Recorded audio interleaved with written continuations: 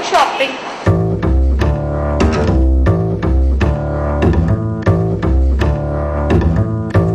It's lunchtime, but before we settle down to have our meal, a quick stopover for some retail therapy.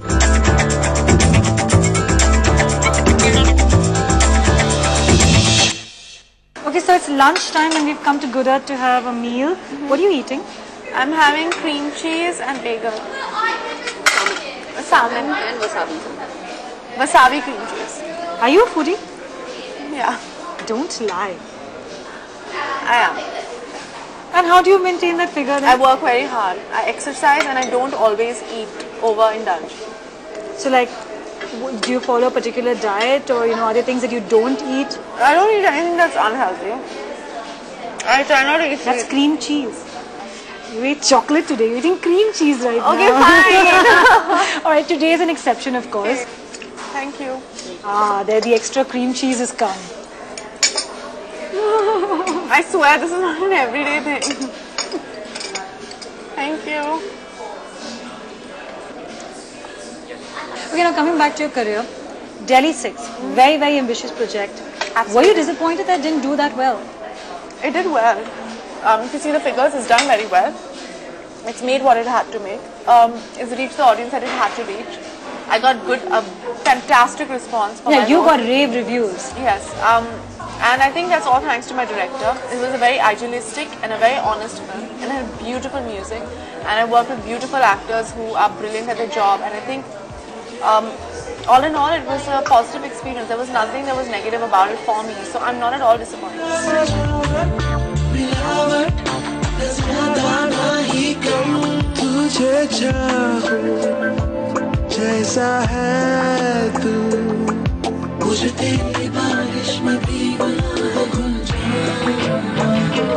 Because it gave you a great nickname because now you're known as Masakkali everywhere. I know it. I know.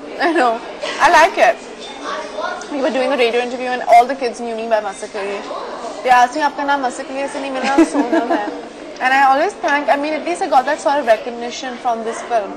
And I got appreciation, and it was a beautiful, fun time. And I love working with Rakesh. I want to work with him again. Masakkali, Masakkali, odu Matakkali, Matakkali, Masakkali, Masakkali, Matak.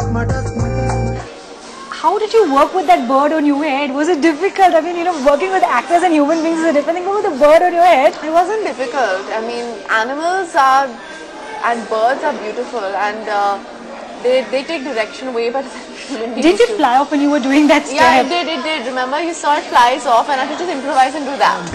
Look at where the bird was going. I was like, okay, it's gone. But it's fine. It actually was an impromptu thing. It just went and sat on my head and refused to come off. Are you serious? That wasn't planned? No. So the bird wasn't supposed to be there? So it took like a liking to Sonia, is it? It did, a bit too.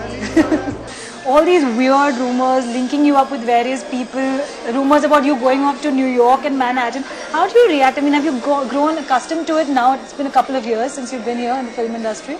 I'm not very accustomed to it. I don't think you can ever get accustomed to lies. But like, is it now far okay, fine, just another rumor? You know, it upsets sometimes, but sometimes you have to just take it with a pinch of salt because it's the way the industry works. Like even with your endorsements, I remember when the L'Oreal endorsement happened for you, the first article that came out was that you had replaced Aishwarya Rai. Not true. And that kind of considering, you are friends with Abhishek and that must have been awkward as well. No, it wasn't. I met Ash later. We both know how the media works and it's fine. And I'm part of the dream team with Ash. I am endorsing everything, makeup, hair, skin products. And it was just a rumor that was started by a mischievous journalist and he wanted to create mischief. And he didn't succeed in doing that, so it's fine. How much of a say does your dad or does your family have in the kind of projects that you take up? I think it'd be very foolish for me not to take advice from my family. True. Because of the industry, they've been in this industry for so long, so I take their advice a lot. So like, do you run every script by your dad possibly, or when endorsement projects come your way? Of course I do. Of course I do. I have to. Not because of anything, because I want to. Not because he will have the final say, I do, but I need to take his advice because he is genius at choosing films. Yeah, he is. I mean, Slumdog Millionaire. Yeah, absolutely. Are you excited? He's going to be part of 24 I now. am very excited. You watch 24? Yes, I watch it, and I watch it like an addict, and it's brilliant. I'm so glad he's doing it.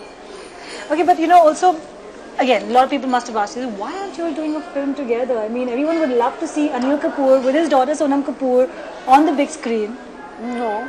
Of course they would. Not because of anything, because my dad looks too young to be my dad. No, I'm being honest. It's not funny. It's serious. He doesn't look old enough to be my dad. And we've done a couple of shoots together and stuff like that. It doesn't seem like I'm his daughter. That's a huge compliment to your dad. It is a huge compliment to my dad, and he's worked with Katrina, and he's worked with all these girls who are like a couple of 5-6 years older than me, 7 years older than me, 8 years older than me, and they worked completely perfectly opposite him. So I mean, come on. So the audiences are going to have to wait quite a while before, you know, they see Sonam and Anil Kapoor Yeah, maybe together. then I'll start looking too old to work with my dad. So I'm going to let you get back to your lunch. But Thank final you. question, before we end the interview and everything. What career, what direction are you hoping now your career takes? You know, what do we see you do now? I'll do everything. It doesn't matter. I'll work as much as I can. MashaAllah, MashaAllah.